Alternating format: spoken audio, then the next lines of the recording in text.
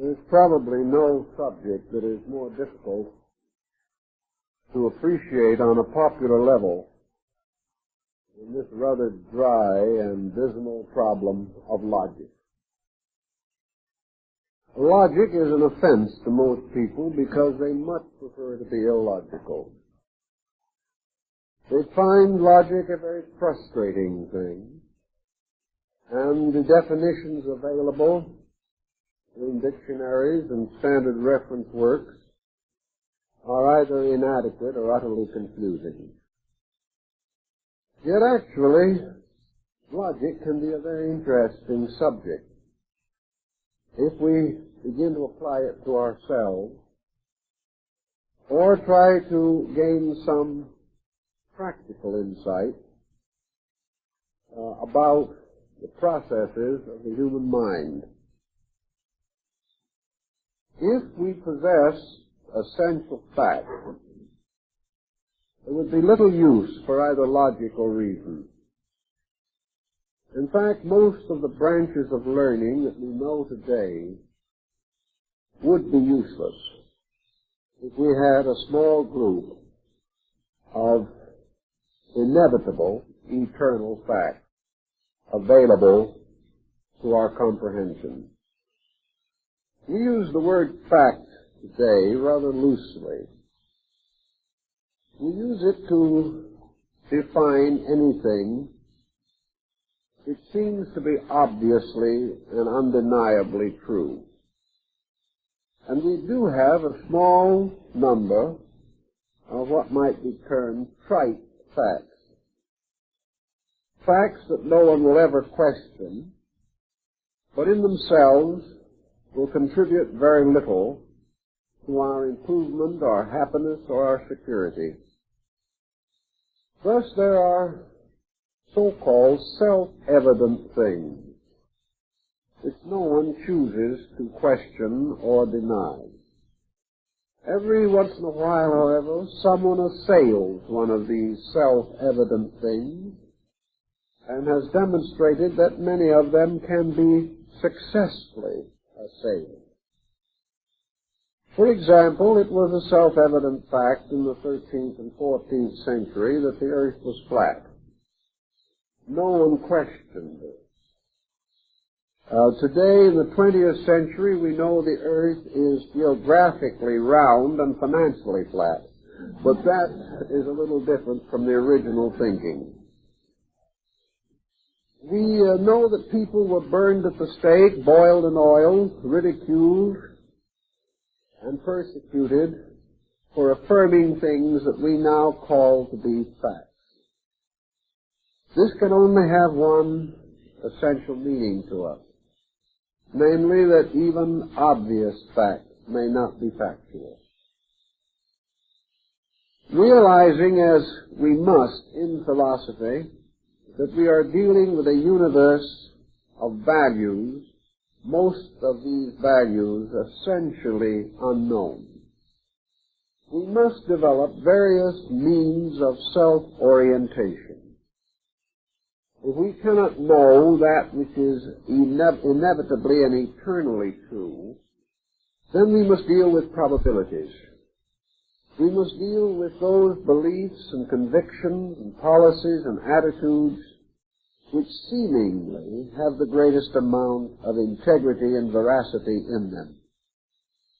Logic comes to our aid in this particular type of emergency.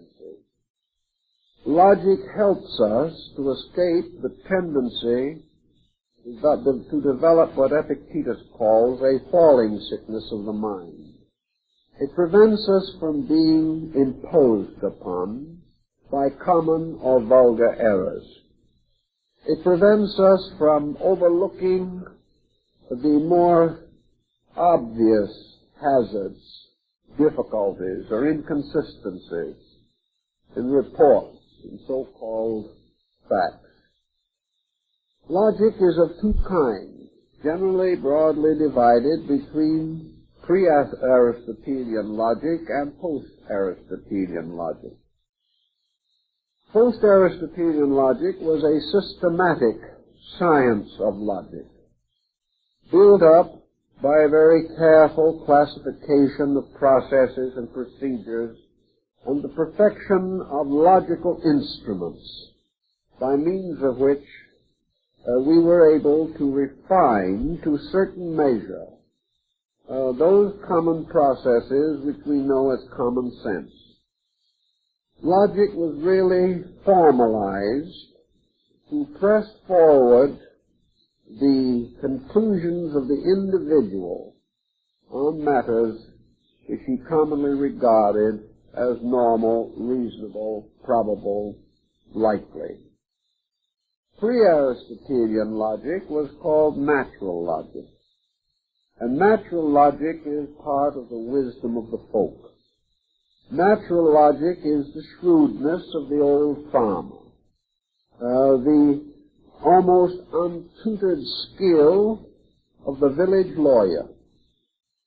At a time when books were few, problems were rather simple, the lawyer depended largely upon common sense, and so did the judge. In those days, the confusion of litigation as we know it today did not exist. And for the most part, justice was discovered by simple, rather ordinary procedures. Natural logic also helped the semi-civilized person to come to certain conclusions that were consistent with his general attainment. Natural logic, therefore, must have some bearing upon the capacity of the person to be logical. It was not a formal structure that could be passed on from one person to another and be universally true for all concerned. It was a kind of homely insight that developed around the natural thoughtfulness, the natural penetration of certain minds that seem to have special abilities in being thoughtful or reasonable or sequential or orderly in their thinking. Thus, in most communities, there were a few logical persons who were greatly called upon for their advice, their opinions on various matters of significance. Perhaps the most useful phase of logic for us is that it is related to the science of the reasonable. In every contact we have in life, we are challenged to determine within ourselves the reasonableness of situations. We are required to determine the reasonableness of the news that we read in the paper, the reasonableness of the explanations given to us by friends and associates for their various activities. We are expected also to be able to defend in a reasonable manner our own feelings, our own beliefs, our own attitudes on a variety of common issues. The enemy of the reasonable, of course, is not just merely thoughtlessness. It is largely pressure. One of the most common causes of unreasonableness is the desire of the person, we will say, to get something for nothing. This is a common affliction of our race, and never have we suffered from it more than at the present time. Never have we been so gullible.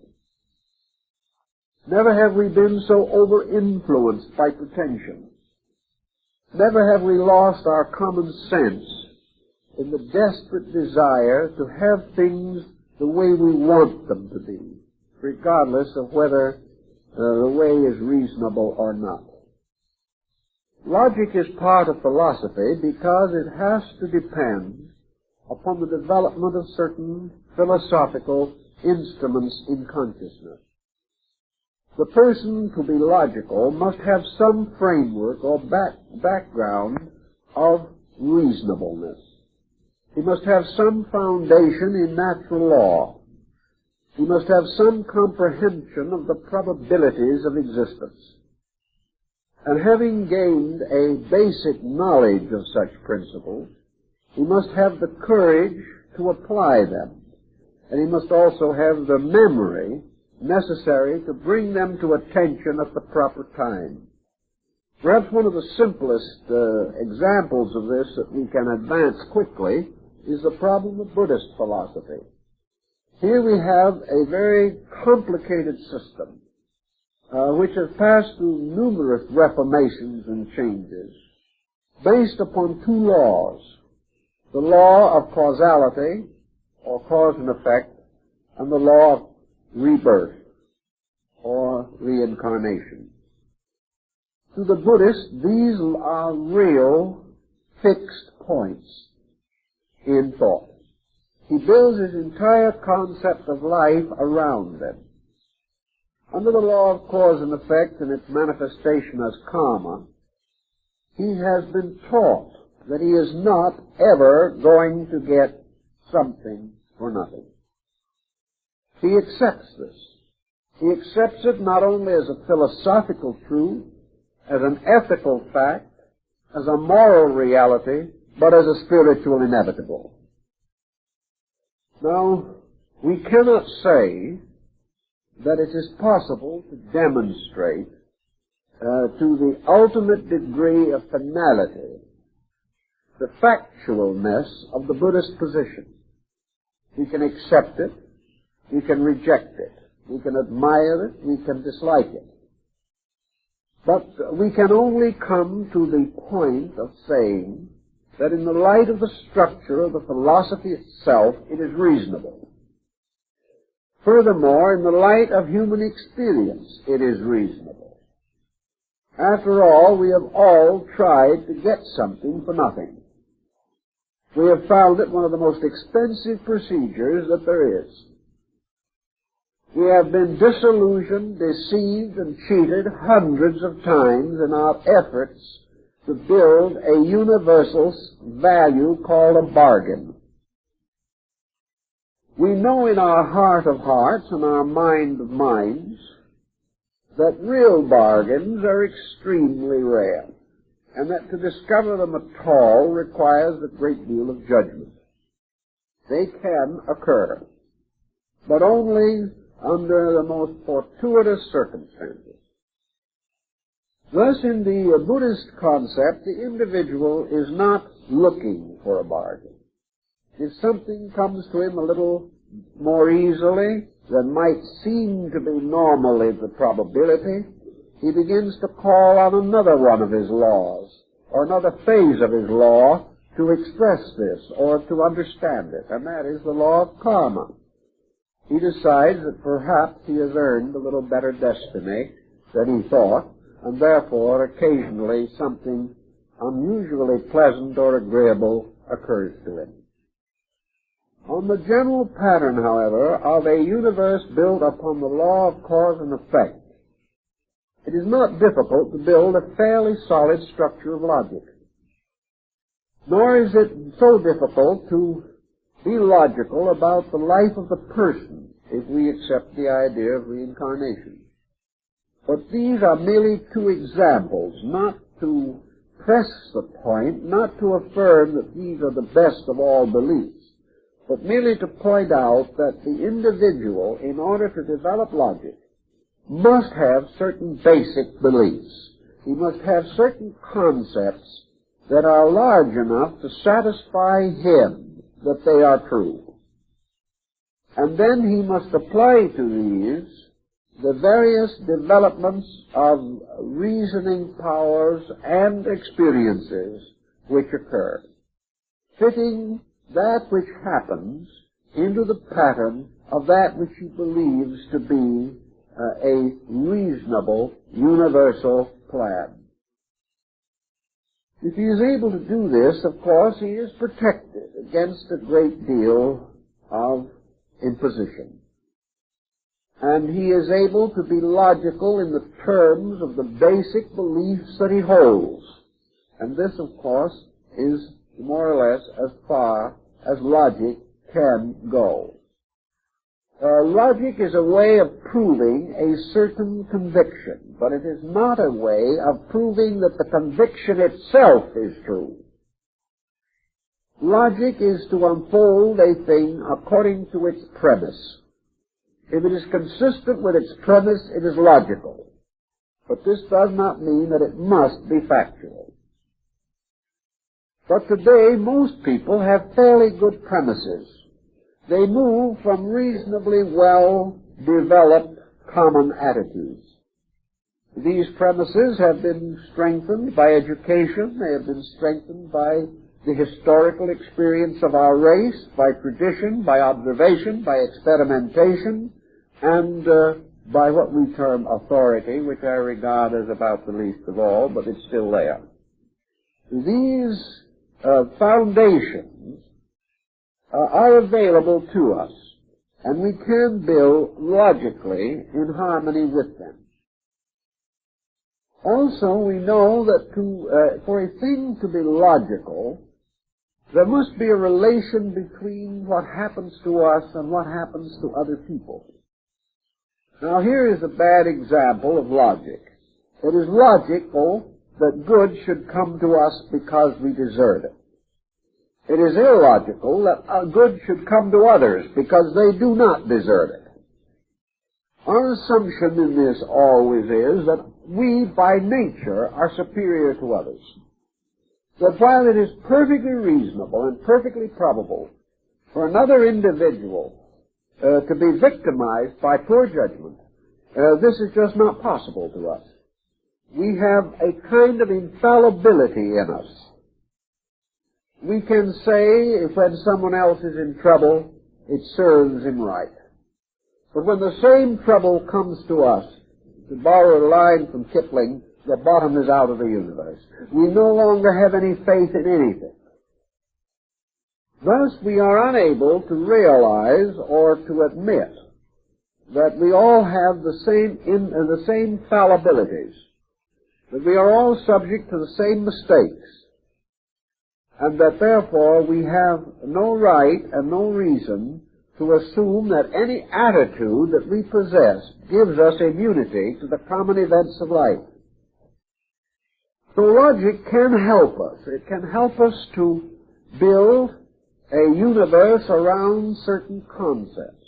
And certainly the law of cause and effect is one of these concepts. It is a concept that if we want something, we must earn it. And also that if we want $1, we must earn $1, not 50 cents. It is a concept that what we earn will ultimately come to us. And then we go into another level of logic. And we say to ourselves, what is the meaning of the whole concept of earning and paying? Certainly, we work hard. We gain certain goods or chattels for our labor. These goods we spend or trade or do something with to gain other ends that we want. But what is the meaning of it all? After a lifetime of barter and exchanging, we depart into a universe which, according to the opinions of our philosophers and theologians, will not be devoted to bartering and exchanging. That most of the things we do here are peculiarly related to this kind of life.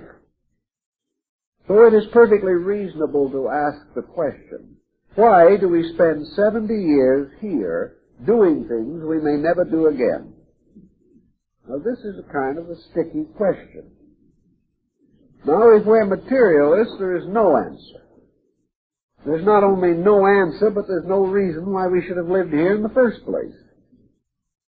If we are theologians and believe that we are going to drift off into some paradisical abode where we will spend eternity with the angels, this may also be optimism, but it gives us no real incentive for becoming skillful merchants, good mechanics, does not even give us any particular reason for any art unless it be music, and we are stuck with a harp sometimes.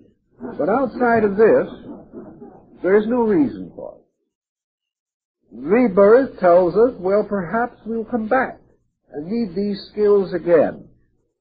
But the question then naturally arises, how many of these skills will be in survival by the time we come back?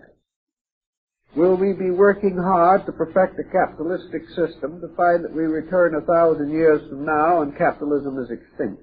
What do we know about these things? So we ask ourselves all kinds of questions. Children ask. We do not know the absolute answer. We hope we have a reasonable answer. But if someone turns around, picks a hole in our answer, and discomforts us because we are unable to demonstrate our point, then we have been deficient in logic in the development of our solution or our approach to the matter. We have to have not only things that are reasonable, but things which can be demonstrated or manifested to the best of our rational ability. So logic is the means by which we put our ideas into neat little packages, label them, and have them available when we need them.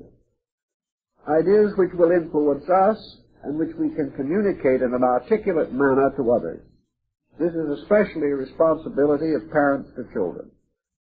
The answers that they give children must be logical, and they must be reasonable. The child may not be able to distinguish the reasonable elements, but most children can discover the lack of logic, and they will turn right around and ask the inevitably embarrassing question. This type of thing discomforts parents, but what it should point out to the parent is that he never had the answer, and that his own need is as great as that of the child. He has been drifting along without any clear, reasonable explanation for the very problem the child is bringing to attention. And it's very apt to be a key problem, a basic problem, and a very valuable one. So logic inspires the person to make sure that his own answers, his own thinking, his own solution to problems are not only reasonable, but in the lines of consistency are defensible in a world of doubting friends, relatives, and neighbors. The problem of logic means that we must face the logic of other people. They tell us something we disagree with. There is no use in disagreeing. There is no use in shouting. There is no use in sulking. We must have a better answer, or the other person's logic stands, whether we like it or not. If he is logical, if he has developed his premises correctly, if we are unable to find any flaw in the unfoldment of his basic ideas, then we must either agree with him or become better students ourselves in order that we may find flaws that normally we would overlook. So that logic helps us to straighten out, clarify, simplify, and direct both thought and word. Logic helps us to put into a concise statement our ideas about a matter.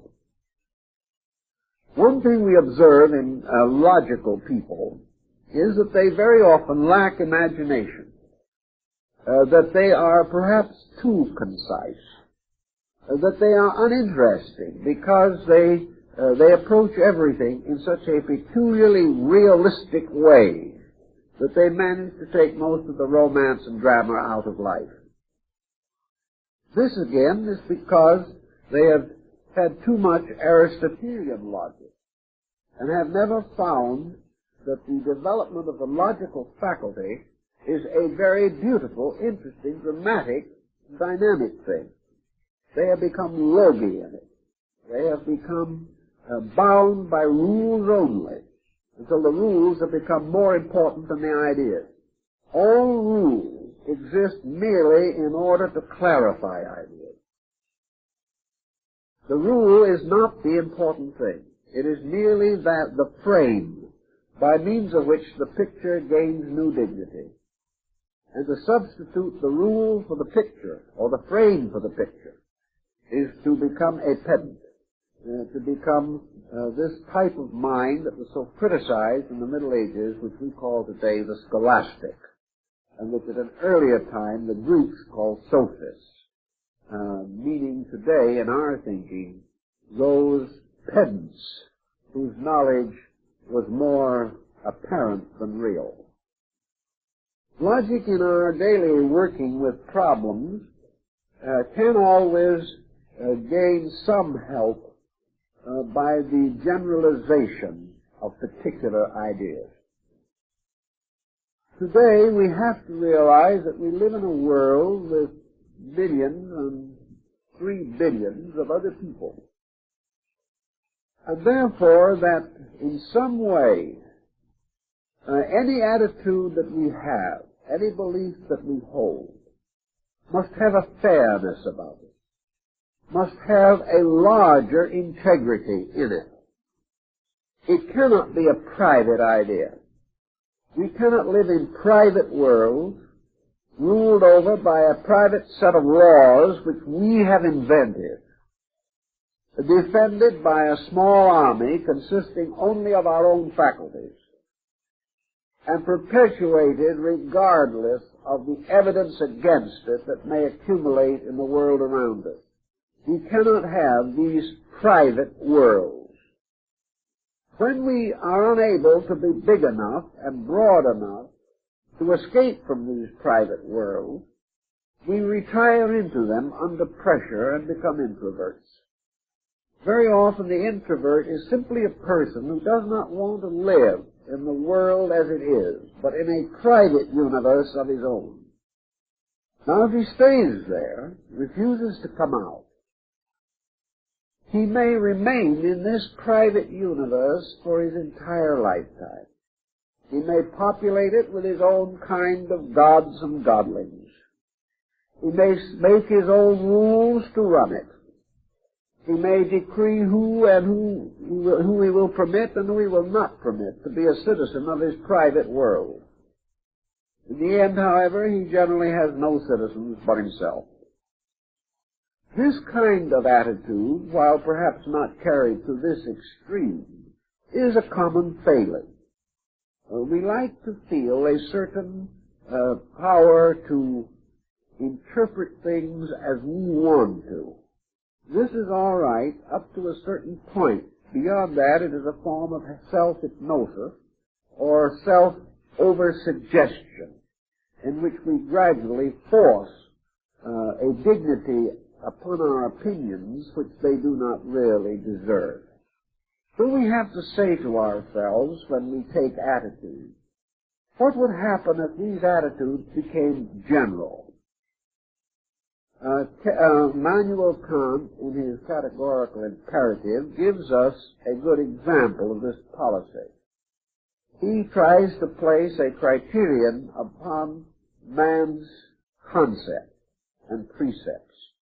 He says, for example, that the final test of everything is that a belief of ours, fully matured and developed and unfolded according to all of its potential, if the code by which we live, the production of our own thinking and feeling, if this code became universal, and all men had to live under this exact code, would there be universal justice? If there isn't, then our own code is wrong. In other words, if our code is not a code that we could live under, if it was administered by another person rather than ourselves, then things are not good with us. If we cannot create a way of life which is fair to all men, it is not fair to us. And it may be an expedient thing which we cannot immediately change, but it is not an ultimate, nor is it something greatly to be desired. We must always attempt the universalization of our attitude to see whether we would like to live under such a system. This is almost another statement of the Golden Rule. which occurs in over 40 religions and philosophies. It is simply a statement of the idea that would we really want others to do to us what we are moved to do to them? If we feel like taking advantage of them, would we be just as happy if they took advantage of us in the same way? If we would not, then we shouldn't start it, because the law of cause and effect will move in. So logic finally helps us to live in such a way that we can be happy under the law of cause and effect. It teaches us to sow wisely in order that we may reap happily. It tells us to plant what we expect to harvest, and that we will not have a harvest contrary to the planting. It also warns us to guard the crop carefully during the difficult periods of its growth. For if we neglect the harvest, we will diminish the fullness thereof. It places the universe under a pattern of law. If we do not want to be lied to, we do not lie. If we do not want to be exploited, we do not exploit. If we do not want to be deceived, we do not deceive. If we do not want to be neglected, we do not neglect. We take it for basic fact, as far as we are able to extend fact, that it is extremely logical and reasonable that the things that we do will have inevitable consequences in us, and we must be prepared to live by it. Now, why and how shall we demonstrate this? Logic again comes forward. If we assume this concept of sowing and reaping to be just, how can we logically defend it? We can defend it in a great many ways. We can defend it in the common ground of all logic. First, we can defend it mentally. For we are able to prove by straight thinking that this is true in justice. This is true in man-made law. This is true in every experience that we know. We gain further support from it by the observation of natural phenomena around us. We observe the various habits of creatures. We recognize the wisdom of the ancient saying, waste not, want not. We know that this is part of the folk wisdom of our people. History can give us terrible examples of those who have broken these simple rules. So by degrees we build up a very powerful defensive structure. This is not pure logic, but this is what might be termed natural logic. It is the kind of logic which guided the conduct of our ancestors. We can, however, by the skillful use of words, formularize all these facts into simple, direct statements. These direct statements appear in themselves to be beyond controversy. They cannot be denied. The sequence of them must therefore come to a reasonable and inevitable conclusion, and that conclusion is logical. Now, there's no reason why everyone should spend the rest of their time trying to work out logical theorems or make use of the Aristotelian categories in order to arrive at certain conclusions that they want.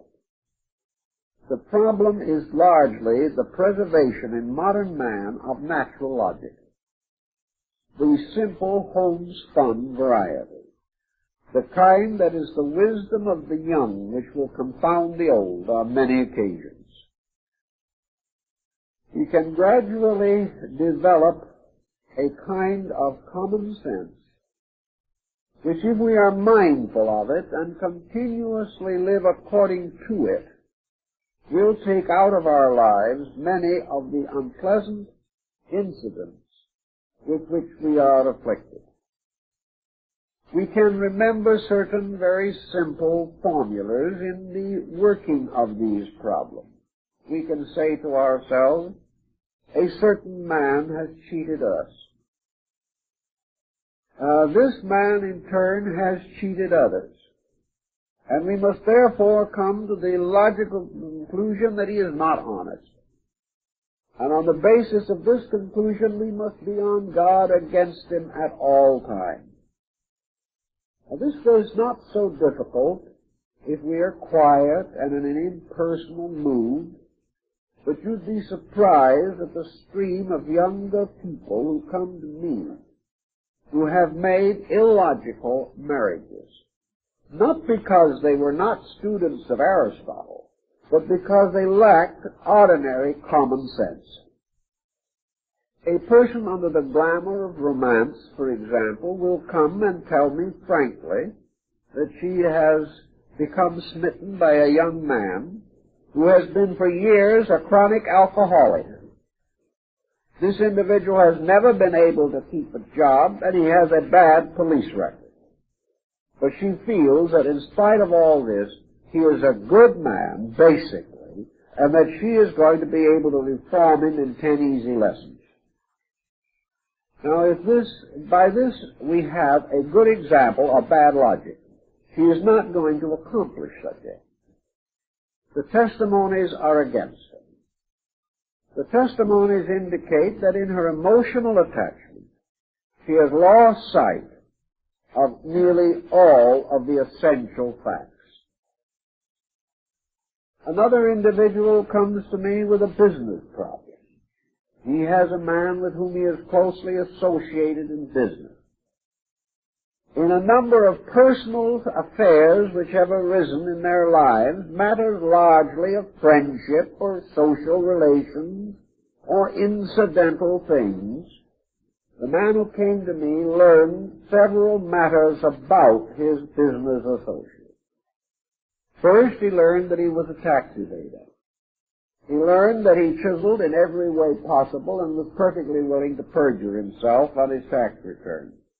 But my friend said, well, after all, taxes are not very fair, so I don't blame him. Maybe I'd do the same thing. A little later, he found that this man had a beautiful congenital habit of lying. Whenever he was in a difficulty, he lied. When he didn't want to do something, he lied. The lies were mostly comparatively harmless. They were just nice little white lies, but they were getting a little gray with constant wear. He also found out that this individual was perfectly willing to drive a sharper bargain than the facts justified. That this individual was perfectly willing to misrepresent products. He was perfectly willing to promise delivery of goods that he could not deliver, not because he wasn't supported and backed by the firms with whom he dealt, but he knew they were slow of delivery.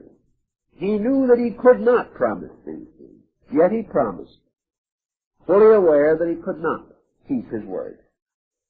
Little by little, the man who came to me got an impression of this man that was pretty bad. But after having this impression built up and sustained for several years, he was never able to understand why this man suddenly cheated him. There was just no other probable outcome.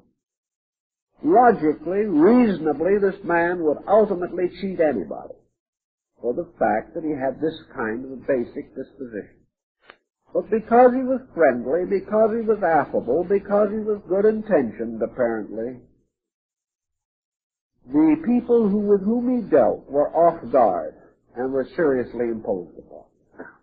Now, anyone who has the tendency to think straight can avoid these kinds of problems.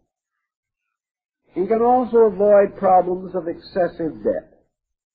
He can guard against allowing his emotions or his appetites to cause him to take on unreasonable responsibilities that he cannot meet.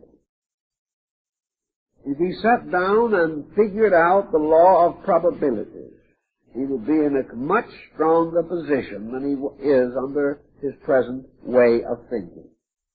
One man came to me who had a little more of the logical attitude within himself. I think he wanted me to help him to be illogical, but I couldn't oblige. What he was explaining to me was that he was buying a house. Actually, he was buying a house that was way out of his financial class. He was buying a house, and he sat down with me and he figured it out. He said, it is going to take me 20 years to pay for this house. And in order to pay for it, and to maintain my family in a reasonable security, I cannot be sick for one day or out of work for one day in that entire period of time. Is it probable that I can make this transaction safely? The answer, of course, it isn't. It isn't so. He would have to have some backlog to protect him. If this man had enough additional funds to maintain himself for 2 years, at any time during the period under consideration, he might have taken the chance. As it was far too dangerous. Yet most people would never stop and think of this. They think of only the refinancing, or the possibility of bluffing their way through, or the even more dangerous situation of ending up with various indebtedness on which they're paying from 12 to 20% per annum. People just will not sit down and quietly put 2 and 2 together and get 4 as the result. So if we can train minds just a partial way along this thinking things through policy, then we find that there are many simple rules, simple guides, simple ways by which we can protect ourselves against unusual and unreasonable stress. Wherever we do not make this protective move, where we do not think these things through, we hazard not only our security, our happiness, our friends, but we also hazard our health. The individual, having made unreasonable moves and forced to defend them in one way or another, may pay with his life for the additional anxiety that he has brought upon himself.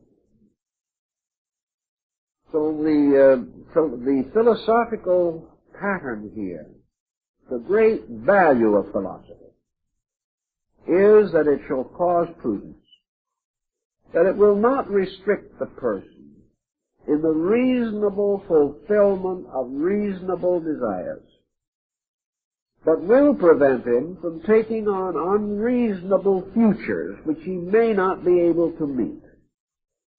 This philosophical pattern will prevent him from mortgaging years that are not yet his. These principles will help him to be able to sit down quietly and reason through the intensities of his own desires, reason through the pressures of his own ambitions, and try to arrive at a course of action which is defensible in terms of common sense. If he can do this, he will not have too many difficulties. So what we call natural logic is that the person shall have normal expectancies as to the outcome of the various things or patterns with which he is concerned. He will set something in motion with a full awareness of the responsibilities and the opportunities. That he will accept debt advisedly, knowing that sometimes he must accept it. But he will never abuse the privilege of owing money. He will never go so far in a situation that he endangers all because he must have something. This type of discipline takes philosophy out of the realm of abstraction, where we have tried to keep it in the cloistered sanctuaries of universities, and puts it to work where it belongs, in the daily existence of individuals who must defend themselves in this particular generation against a wild array of illogical and unreasonable pressures. The individual must become more quiet as the world becomes noisier. He must become more careful as the world grows more careless. He must compensate for every dereliction of society by a further intensification of his own integrity. Otherwise, he is ultimately going to be drowned in a sea of common mistakes. Now, when we come to sum up this problem of logic and of the reasonable, we must naturally flow with it into the next branch of philosophical study, and this is ethics. Now, ethics is concerned primarily with two problems. But before we approach them directly, we know that ethics must seek the definition of morality. Ethics has to do with the nature of moral good and moral bad. Now, this problem is hardly less complicated than the one involving logic. And it is somewhat more difficult because good and bad emotionalize so rapidly and rationalize so slowly. The whole problem of good and bad is extremely relative and has been subject to more ramifications and changes in the course of human history than perhaps any other basic concept. However, in the basic definition, morality must be that by means of which individual conduct contributes the most to collective security. Morality must have to do with the individual's concept of what is right. And what is right must be a positive statement of value. Morality then does break down into the two divisions which I mentioned. Morality being, first of all, what is the present good? How are we to approach the problem of contemporary value? But morality goes a step beyond this. For morality must define the nature of future good, because it is only by the definition of future good that civilization grows. Without a vision of something better than it is, everything fails. Thus we must have not only a nature of good as we know it, but of better as it could be, or as the future naturally implies, a reasonable growth. This growth being a growth not only in a state, but in value.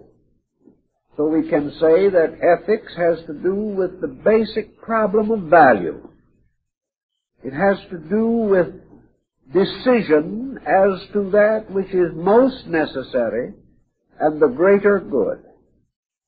And it therefore is the type of decision which may cause the patriot to sacrifice his life for his principle. It may cause the parent to sacrifice more slowly the years of life for the protection of the child.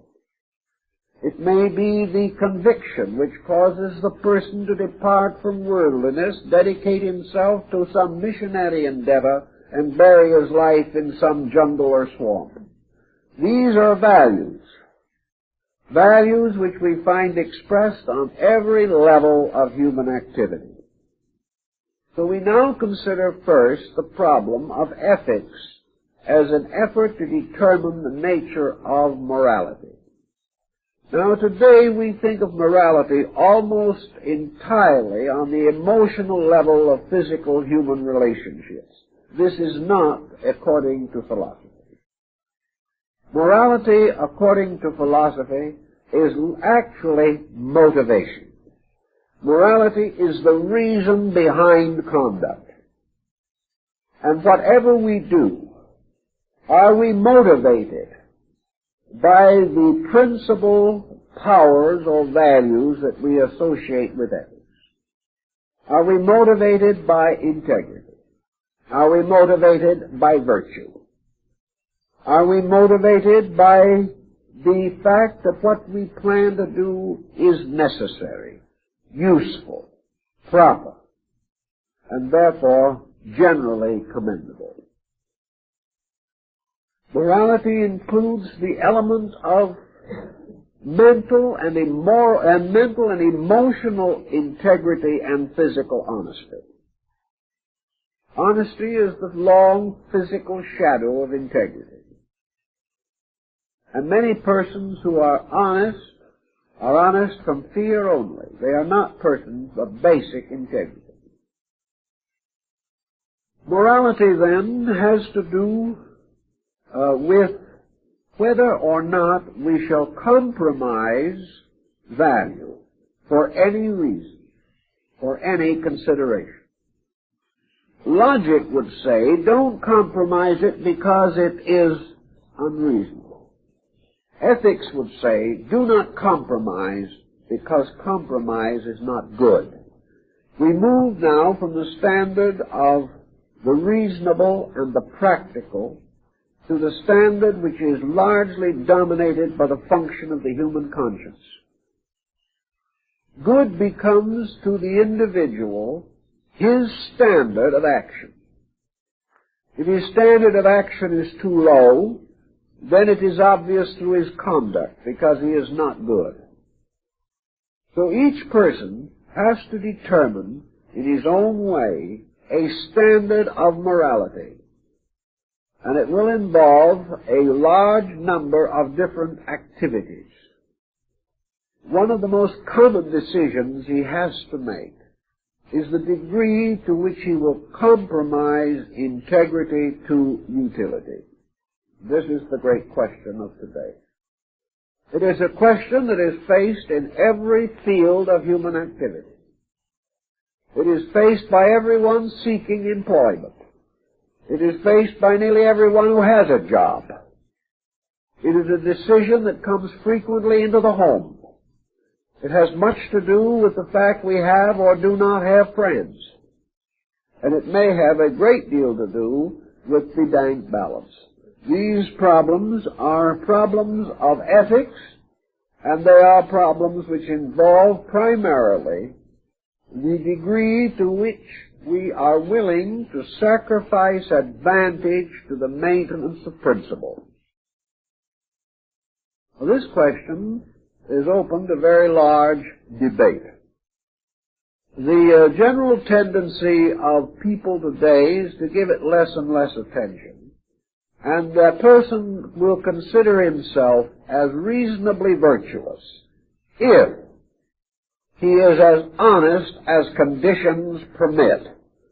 And of course, with conditions permitting less and less, he is not gaining very much in moral stature with the passing of time. Now, each person has the decision to make. And the problem of the ethical life of the individual is summed up in philosophy in a very simple manner. And yet this simple manner is far greater instrument than we realize.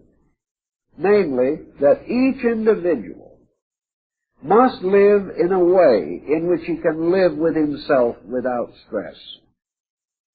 This does not mean that all persons are going to be able to make all ethical adjustments immediately. To the average person, the problem of ethics and the problem of morality, both are related to a relationship between the individual and his own life. For example, a person belonging to a religious group may be instructed by this group, as some are, that it is a moral sin to turn on a television, a radio. It is a moral sin to go to a theater or a dance, and it is a moral sin to read romantic or non-religious literature. That puts the lid down pretty tight on this person. So his problem then is, how does he feel about it? If he has assumed this faith, if he is convinced that the faith is true, if he has voluntarily committed himself to what he regards as the deepest religious principles that are possible to him, he is by this act committing himself to the rules of that organization or group.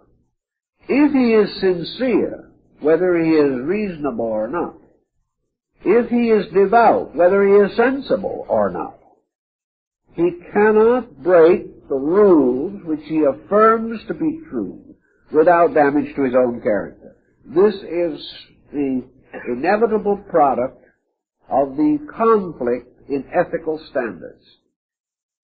It means, therefore, that anything of a moral nature which offends the individual is going to damage him.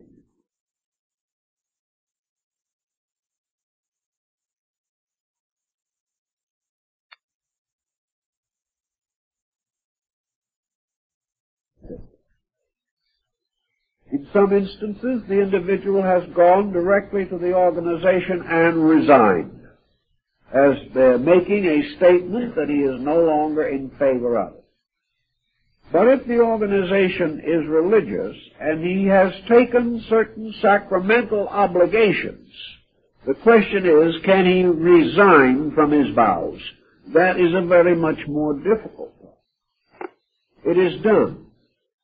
It has been done frequently. But what is the result upon the person? Is this individual damaging himself? Is his emancipation of such a nature that he is able to realize that he was mistaken in his previous allegiance? Is he able to sense that perhaps he is breaking an obligation which was taken in terms of a belief that is not true? Even presuming this to be so, can he break an obligation that he has taken to himself? This is a strong moral problem. There is no trite answer, because the individual has to live with himself, and out of the mystery of his own conscience must come finally that which he can do and that which he cannot do. Now, in addition to the private opinion or the private conviction of the individual, the world has built up gradually a collective pattern of ethics. This collective pattern has been contributed to by nearly all of the surviving civilizations and many that have not survived. The great descent of man's concept of morality and ethics constitutes one of the most powerful of our psychological heritages. We have gradually built most of our morality around Scripture, most of our ethics around philosophy. Yet in this phase of the problem, they are essentially identical. The only difference being that while our ethical assumptions or our ethical convictions may be defended by a certain reasonableness, either logic or other instrument of philosophy, our moral or religious allegiances can be defended by faith only, or by the mysterious factor of intense realization or intuition or inspirational guidance. Therefore, morality rapidly moves toward the metaphysical, whereas ethics remains very largely in the realm of physics, a kind of metaphysical physics, but in a more material sense.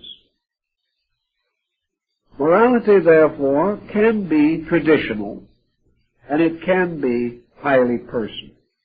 But we do have certain standards. And civilized nations must live within the general patterns of these standards. And where the individual diverges too far from the morality and ethics of his time, he is subject to censure. This censure may take many forms, but it nearly always results in some misfortune, some difficulty or unpleasantness, which the offender must accept, and which may gradually work a hardship upon him. Within any structure of ethics, however, we also must continue to recognize the unethical person. We realize that any traditional form can come in violation with individual attitudes, and that therefore what we call crime, which is the violation of the laws of men, or sin, which is theologically a violation of the laws of God, that both of these exist and have existed from the dawn of time, and that actually in matters of both crime and sin there has been comparatively little progress. There has been a certain refinement, but these two values have not been advanced as rapidly as our skills or attitudes on other subjects. So that today, as far as our moral and ethical lives are concerned, we are making precisely the same mistakes as our most remote ancestors. The only difference being that we are making them in a rather more sophisticated manner. Perhaps this in itself is an indication of lost ground, because it is assumed that increasing intelligence should have given us greater control of our own conduct. Morality, then, as a practical subject, has to do with the individual gaining emotional control over conduct. Ethics with his gaining mental control over attitudes. Both of these have their very obvious and very practical expressions in human society. And nearly everyone who is interested in advancing himself, gaining a better attitude toward life, freeing himself from old fears and doubts and anxieties, and gaining a sense of integration in life and into the life of the universe, must try in some way or other to discover principles which will guide his ethical and moral convictions and at the same time not offend his intelligence. This is not always easy, but gradually systems of philosophy have accomplished this. We know that for the most part, the world's greatest heroes, those for whom we have the greatest admiration, regarding them as the noblest of human beings, have been outstanding examples of constructive morality and ethics. We know also that great systems of religion are in relative agreement as to what constitutes morality. Great systems of philosophy are in relative agreement as to what constitutes ethics. And even on the material plane of life, where ethics is most apt to be violated, the ethical structure of society holds ethics to be desirable, to be necessary, to be proper, and regrets the loss of ethical integrity, even though it does not support that integrity. So each person does have a reference frame. And this reference frame must be in terms of time and place. And the reference frame makes available to him the best ethics that the world has known. It makes available to him the highest concepts of morality which man has achieved. And it presents these truths, or these realities, or these concepts in the most persuasive and reasonable way, pointing out the proven dangers of transgressing these standards.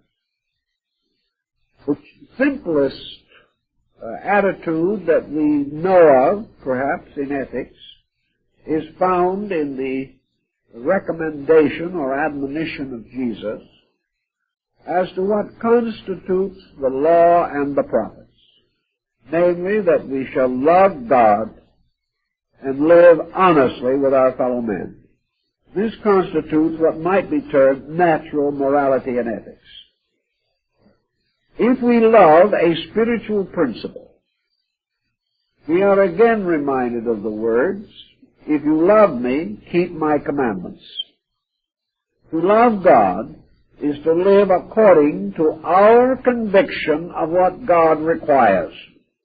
To claim to love, and at the same time to go contrary to this claim, is not only to subject us to inconsistency, it is going to subject us to conflict within ourselves, causing sickness. I believe we will demonstrate in the ages that lie ahead, somewhere along the line, that a very large part of sickness, for which we now give innumerable possible causes, actually arise. These various types of sickness arise in man's inner conflict between his conviction and his conduct. If this could be completely cleared out within himself, it is quite likely that he would live longer and live more happily, have more energy and better health, inasmuch as all of his resources are involved in the subtle condemnation of himself, which he practices whether he admits it or not. And under pressure, nearly always, the lack of ethics, the lack of morality, will bring further hazards, which cause again further concern, until the individual collapses in the responsibilities of his own mistakes.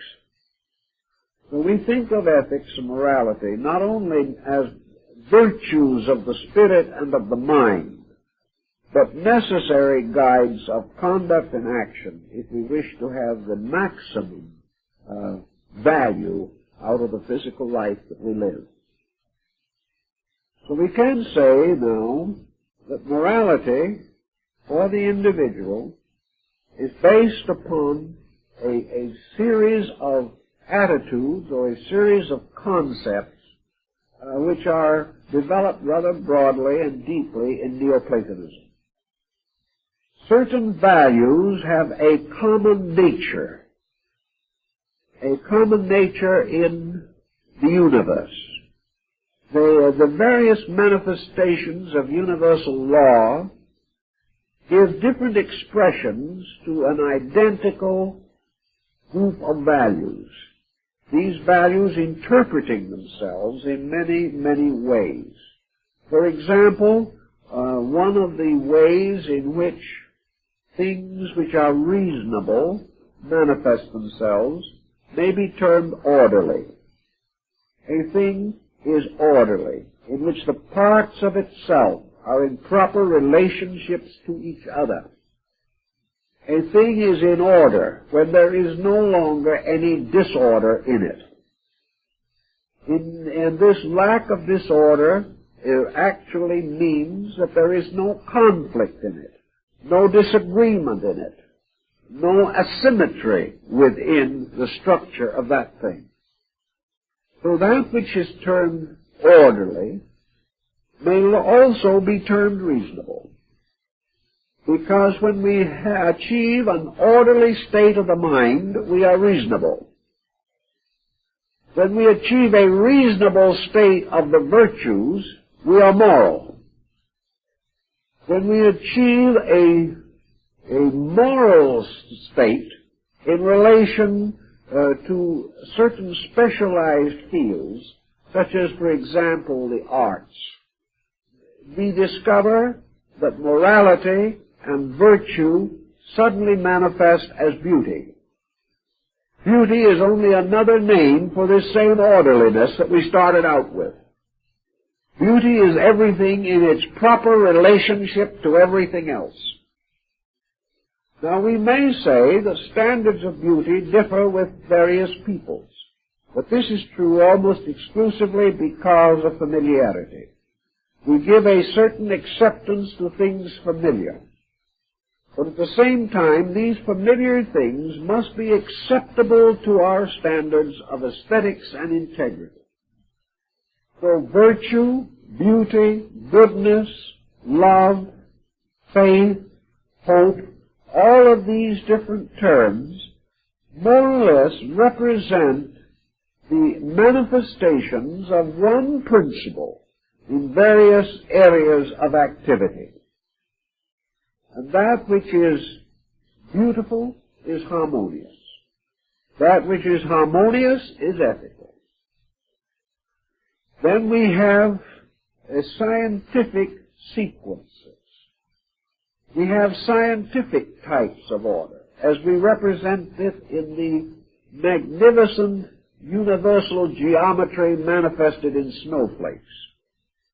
We say that a snowflake is a magnificent example of universal order. Because it is this, it is beautiful. Because of it being a representation of universal order, it must be good. Because that which is manifested according to its universal has to be good. It is when it is distorted away from its universal that it ceases to be good. So we are dealing with all kinds of patterns. We are dealing with musical harmonies. For the Greeks were very quick to point out that musical discords were immoral, and that the individual who permitted himself to be influenced by them would destroy part of his own integration. Now, whether they are fashionable, whether everybody likes them, or whether they give a certain unreasonable stimulation to jaded nerves, the fact remains that discords are not good. And that which is not good does not produce good. And that which is not good, when brought into contact with the consciousness of the individual, hurts that individual. And if this not good remains too frequently as an oppression upon the spirit of the individual, his own moral nature is injured as a result. We may say the same thing of various color harmonies. An asymmetrical work of art is not good. Which by its nature is without morality, by its implication is without ethics, by its structure is without order, and by its color or form is without harmony. This thing is not good. Now we have no longer the Pythagorean attitude that inanimate things can influence us. Yet we know they do, regardless of whether we admit it or not. We know that the environment in which we live may be inanimate, but it is an influencing factor. We know that our profession is not a living entity, yet it will change our character. And we must also always point out that we can be and are constantly under the pressure of various abnormal situations. So in our ethics, we have to realize that there is ethical and non-ethical art. This brings us to another point. Can we use three terms here? Can we say ethical, unethical, non-ethical? We have used this conveniently in recent years in various ways. We say moral, immoral, and amoral. We use various terms to indicate a neutrality between the extremes. The purpose of this neutrality being to deprive the subject discussed of any value, assuming that it can be neutral. That we can say that a thing has neither good nor bad meaning. Therefore, that it has no meaning. But we are not in nature able to demonstrate that anything that exists has no meaning. We have no way of demonstrating that any situation, condition, or quality that arises can be neutral, even though we may try to make it so.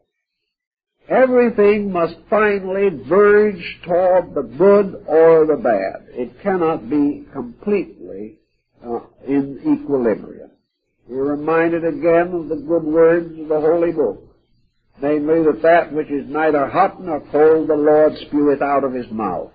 And this is the problem of all this so-called equilibrium situation, a situation in which the individual feels free to express himself in any way that he wishes to because he does not put a directive upon that expression. He doesn't have to. The expression itself has to be direct. Therefore, he must take responsibility for the directive regardless of whether he is willing to assume that responsibility or not.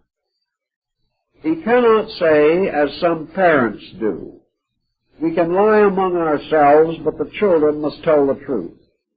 He cannot say this. He cannot say that he is using a non-directive line because he is advising the children not to lie. He cannot escape the fact that whatever attitude he takes has a directive. And in this world there is no person so humble or so ignorant or so perverse that he does not have at least two disciples in the course of living. Someone is going to copy him. Someone is going to use him as a standard, whether he is high or low on the level of human affairs. So we cannot avoid the idea of the final ethical and moral results of conduct. Therefore, we must dismiss also the amoral, non-ethical universe which we have been trying so desperately to maintain. There is not one single thing in nature that does not affect any creature that is conscious of that thing. We may assume there are forces or situations that do not affect us because we do not know of their existence. They may affect us subjectively, however. Of this we are not sure. But one thing we do know is that the sunrise and the sunset, the full moon and the new moon, the rising and setting of the stars, the sounds of both man and nature, the architecture around us, the various processes and policies which we create, the clothing we wear, the food we eat, the attitudes we hold, the attitudes that others hold to us, all of these things and an infinite diversity of other things, all affect us. All affecting us in terms of strengthening morality and ethics or tearing down morality and ethics, causing the individual to verge toward the good or away from the good. And life as a total experience is made up of these innumerable pressures, which in some way must come into a summary. They must finally form one compound. And this compound then becomes, we may say, the symbol of the total result of living. We have advanced a little by innumerable and diverse courses, or we have retarded ourselves a little by one group of factors or another. But every individual coming out of this life at the end of an embodiment leaves this world a little better or a little worse than he enters it. No one leaves in a completely neutral condition. No one takes out precisely what he brought in and no more and no less, because he cannot survive over a period of years without in some way being affected. Thus, we know that morality and ethics constitute continuous challenges to our integrity and to our values. And we then try to find simple ways of applying some of these challenges to the obvious associations of daily living. The individual, as Plotinus points out in his essay on the beautiful, requires various types of nutrition to support his life. Plato, again, in the Banquet of Olympiodorus, gives us the same general thinking. Man exists only because of nutrition. His entire manifestation is due to the fact that there is enough fuel provided to enable him to continue in various functions. This fuel is not all of one kind, any more than the fuel used in a very elaborate machine may be all of one kind, as in a combustion motor where at least 2 or 3 kinds of ingredients or fuels or materials are necessary to maintain the efficiency of the device. Each person, therefore, as Plotinus points out, must receive nutrition. He receives it in many, many ways. He receives it from the sun and the moon and the stars and the earth beneath his feet. He receives the magnetic currents of nature, which are invisible to him, but which must certainly be nutritional to certain invisible parts of his own composition. He lives in a universe of energies, to which he responds in varying degrees according to his nature and constitution. In addition to these factors, he has 3 obvious forms of nutrition necessary to the maintenance of his physical existence, not as a body, but as a person in a body. In other words, the personality, the character, the temperament, the compound thing we call the individual in the material world must have 3 basic types of nutrition. He must have physical food. If this physical food is diluted, polluted, or corrupted, he will be sick and or die. If this food is not available, he will starve. If this food is not of proper quality or is inordinately indulged in, he will ultimately destroy himself. Therefore, immoderation in all things is destruction. He must therefore have proper food of a proper kind, under proper conditions, and in proper amounts. This food must be good food. By good food, we come into a moral question now. It must be honorably produced, honorably prepared. There must be no adulteration or chemicalization or evasion of good or pure food and drug laws. Anything that contaminates the food contaminates the body and injures it. And we are rather careful in this because we do not, any of us, particularly want to die of ptomaine poisoning. We do the best we can and grumble at the fact there is so little we can do in comparison to what we believe would be an ideal diet. The second thing that we have to have, as Plotinus tells us, is nutrition for other parts of the life. What food is to the body, beauty is to the psychic integration. The individual must receive a continuous nutrition of harmony, beauty, order, morality, and symmetry.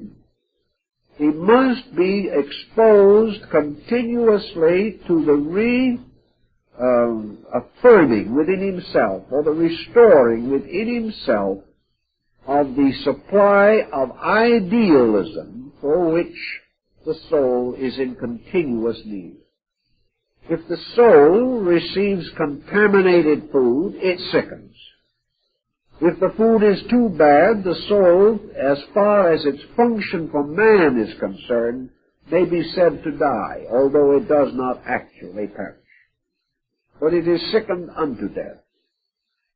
And any food which destroys the harmony of the soul, destroys man's ability to be a well-organized, well-ordered, happily adjusted human being. So every day, just as man takes in food, so must he likewise take in beauty. Now the Chinese have a very interesting policy about this, which while it is not necessary to our thinking entirely, shows that even 3,000 and 4,000 years ago, the Chinese, like the Greeks, were aware of this. And they tried to work it out in a very simple matter of food symbolism itself. The Chinese say that a meal placed in front of you must be nutritious. That is, it must be composed of food that is well prepared, nourishing, properly grown, and properly ripened, and properly diversified to provide a balanced ration. Now this is all utility, and the result could be a kind of an emaciated-looking hash of some nature. Might have everything in it, but it would not be especially palatable. But the Chinese says that no matter how nutritious the food is, if it is not beautiful to the eyes, it is fake. The individual must find beauty in the food. He must look at the plate and he must say, this is a lovely meal. This is a magnificent bit of still life. This is something that I enjoy looking at. And because I enjoy looking at it, I'm going to digest it better.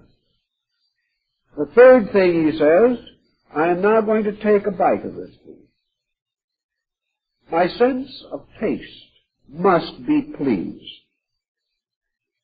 The food I eat must be an adventure of some nature that is delightful. The food must have quality. It must have texture. Some of it must be crisp. Some of it must be soft. Some of it must be smooth. Some might require a certain amount of condiment. Others, we want only the natural flavor without anything added. Flavor must be protected. To the Chinese, the most dismal thing in the whole world is overcooked food, cooked into a stew in which there is nothing left. The next thing that the Chinese like in connection with it is that it must smell good. It must be attractive to the sense perceptions. And they even go so far as to have all kinds of food products that sound good. You can hear the crisp and the crackle and the snapple of these foods and all these things. The Chinese says that when your five senses are equally pleased, the meal is well prepared, the food is nutritious, the environment is good, that there is no greater way of ensuring health, and that there is no way in which an individual can dig his grave more definitely and more distinctly than by shoveling in a mass of material which neither pleases him nor delights his soul, and for all he knows may not even nourish his body. So the Chinese tries to get at it all in the meal. But he does add conversation. He does add a pleasant atmosphere. He does point out that the service is good. It helps to make this whole thing an experience of the soul, which is fulfilling of artistry and all these things. Now, this can be done very simply. It doesn't have to be as elaborate as the Chinese thing. But the Chinese is right when he says, you must plan it, you must eat it thoughtfully, you must enjoy it, it must be important, or ultimately it will do you no good. In the Greek theory, after you got to the point of beauty, where every day the soul must be fed with art, with good music, with literature, with kindly associations with nature, a few moments in the garden, a view out over the ocean, to look at a beautiful picture, to read a beautiful poem, to meditate upon some kindly and learned work, or to find some great grace and beauty in the words of the saint and the sage and the Savior. These are the experiences of every day. If we do not have them, something dries up in us. Something becomes deformed, distorted, until we are no longer beautiful people. And then, as the Greeks pointed out, the mind must also be fed. To feed the mind with prejudice is like feeding the body with tainted food. It is going to sicken the mind. To feed the mind gossip is like feeding it food which has no nutritional value. Nothing is good is going to come out of it, only waste and residue that is of no value. To feed the mind a superficial thing is to try to live in the kind of a world in which we would feed the body nothing but French pastry and hope it would survive. There has to be solid mental food. Food of thought, food of reflection, food that comes from the rational consideration of the values and problems of life, the food of philosophy, the food of science, the food of education. These things have to be provided. And if the personality with its three major parts is not so sustained by a balanced nutrition, it becomes sick. And Socrates points out that the first sickness that the soul exhibits is the deterioration of its morality and ethics. Just as surely as the body begins to function badly if its nutrition is in some way destroyed or perverted, so man, deprived of the total diet necessary to his integrity, is injured first in the most subtle parts of himself. The body may go on because he may be stuffing it with enough calories to hold it up, or he may be taking enough supplementary vitamins to get by on. But you can't do this. You can feed the emotions sophistications, which might seem like vitamins. You can feed the mind systems of brittle thinking, which might seem to be stimulants. But at the same time, the mind, unless it is given the food upon which mind grows naturally, and the emotions, unless they are given the nutrition which helps emotions to mature, deepen, and enrich, unless these values are provided, the individual begins to deteriorate from the top down. He deteriorates first in the compromising of his ethics. He deteriorates in his indifference to learning. This gradually results in antisocial attitudes of all kinds, the loss of respect for himself and for others, and the gradual development of an excessive criticism that is not controllable. If his aesthetics or his moral life is not enriched, it is impoverished. And the individual who has a rich, deep understanding of harmony will not do things which are discordant, asymmetrical, or emotionally wrong. But where he has no education, no culture, no insight into value, he has no basis for the recognition of true value in beauty, in friendship, in love, or in any other subtle emotional relationship which must depend upon the intuitive power of the emotions to recognize the beautiful and the good. If he has this inner nutrition, he will not become a delinquent. But if this nutrition is lacking within himself, he will. Confucius gives us this formula so wonderful. He points out that everyone says to young people or to older people, be good, do what is right, this you must do, this you must not do. And the scriptures of the world are burdened with thou shalt nots from the beginning to the end. But this is not the answer. It is like telling the child not to eat what it wants.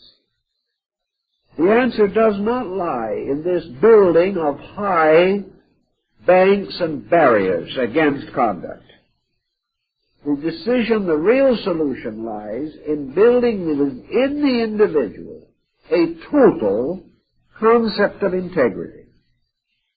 So Confucius said, if you want a man to be honest in his dealings, teach him music.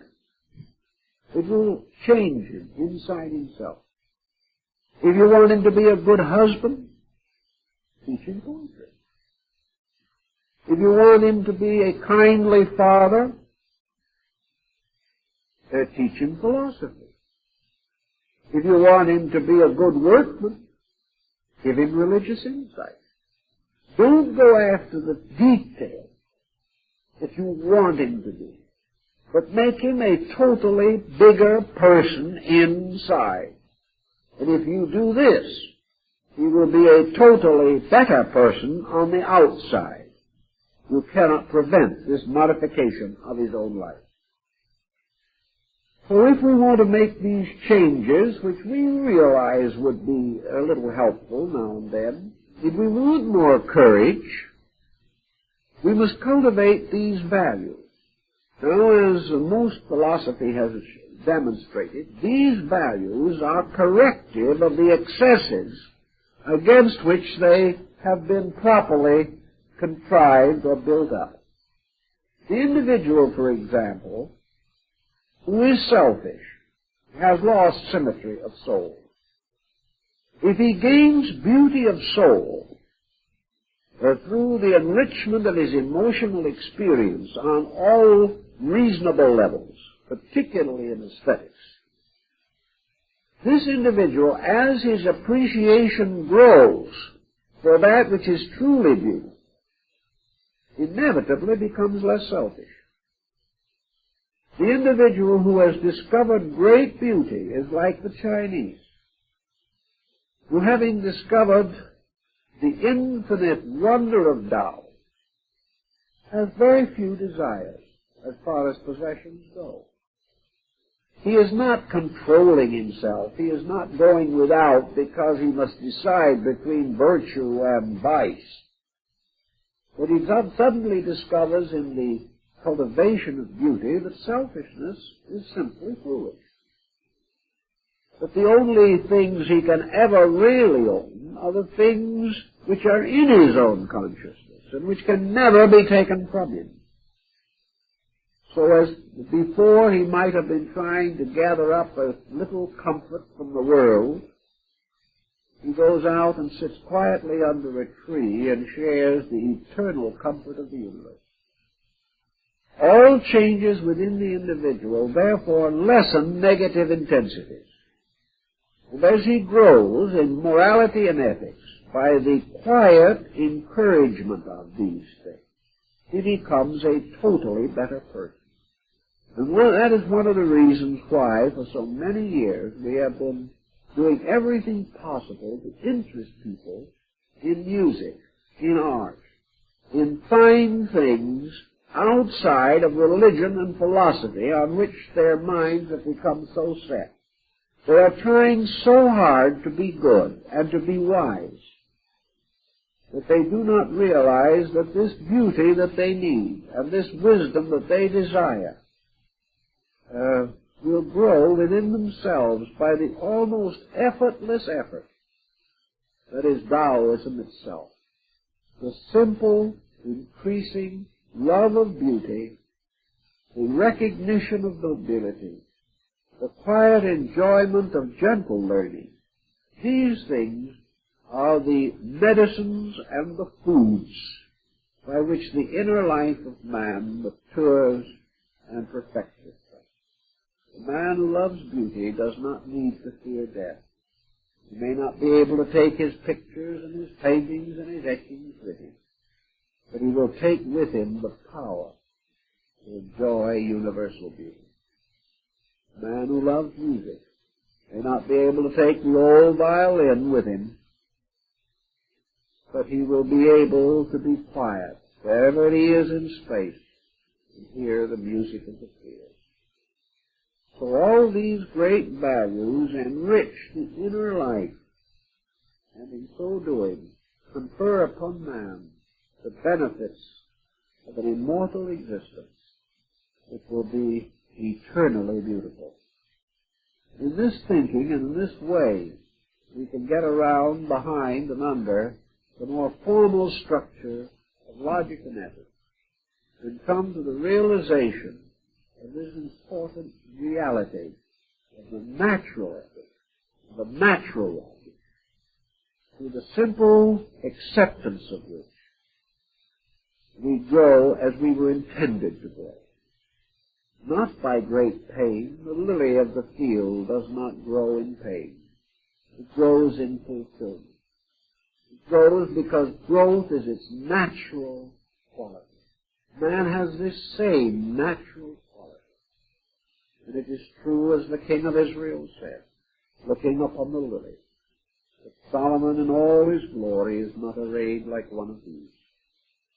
Actually, the growth of things protects these things. They do not suffer till they pause in their own growth. They do not come into pain until they resist beauty, resist truth, and resist wisdom. And when we understand that, we will have a solid ground for a great, constructive approach to ethical and logical philosophy. Well, our time is up, so we'll see you next week.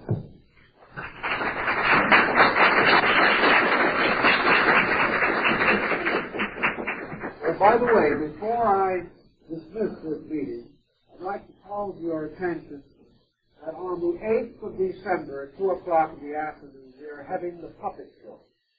It's going to be a very beautiful thing, and the friend who is putting this on, the returns off for the benefit of our mortgage fund, is a well-known artist and has studied this art all over the world and brings to us two wonderful, interesting puppet legends. And I just heard recently he's also going to say a few words about the use of puppets, their construction, how they occur among various people. You will find the program announcing this event in the lobby. We hope you'll all be